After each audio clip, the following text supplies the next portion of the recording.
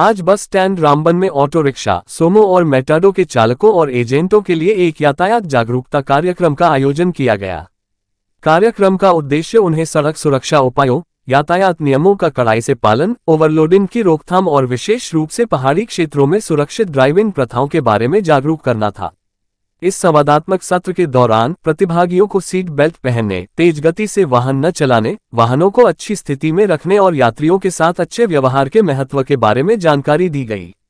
अधिकारियों ने निर्धारित गति सीमा का पालन करने, वाहन चलाते समय मोबाइल फोन का उपयोग न करने और सभी वाहनों के लिए वैध फिटनेस प्रमाण पत्र बनाए रखने की आवश्यकता पर भी बल दिया। ये कार्यक्रम वरिष्ठ अधिकारियों के निर्देशानुसार और स्थानीय परिवहन संघ के सदस्यों के सहयोग से अधोहस्ताक्षरी की देखरेख में आयोजित किया गया। कार्यक्रम के अंत में चालकों ने यातायात नियमों का पालन करने और सड़कों को सभी के लिए सुरक्षित बनाने में योगदान देने का संकल्प लिया।